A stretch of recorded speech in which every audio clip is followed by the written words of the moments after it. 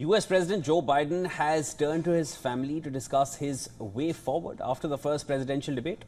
Of course, that left many fellow Democrats worried about his ability to beat former President Donald Trump in November.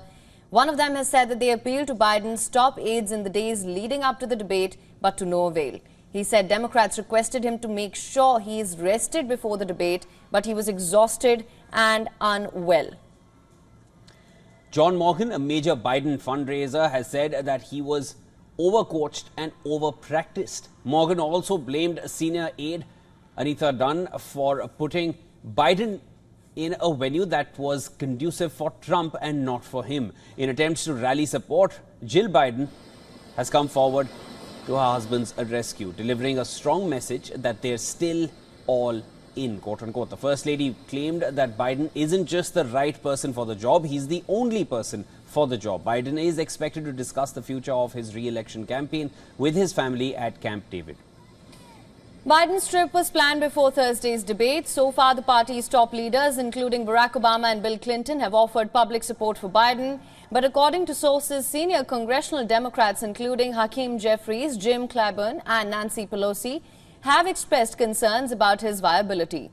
At the same time, reports also indicate that there is an understanding among top Democrats that Biden should be given space to determine his next steps. They believe only the president and his family can decide whether he should move forward or end his campaign early. On Saturday, the Biden campaign held a conference call with members of the Democratic National Committee. Officials described this as an effort to reassure party officials and demonstrate that his team is communicating with its allies to make a case that he can still win. The Biden campaign has also pointed to more than $27 million that they raised between the debate day and Friday evening. Biden, meanwhile, has also restarted his fundraising campaign across 2 states as he looks to regain confidence after his shaky performance at the debate. President Biden visited the upscale Hamptons for a campaign fundraiser hosted by hedge fund billionaire Barry Rosenstein. Later in the day, he also traveled to New Jersey. Earlier, at a rally in North Carolina, Biden insisted Friday that he will remain the party's standard bearer in November. He said he would not be running again if he didn't believe he could do the job.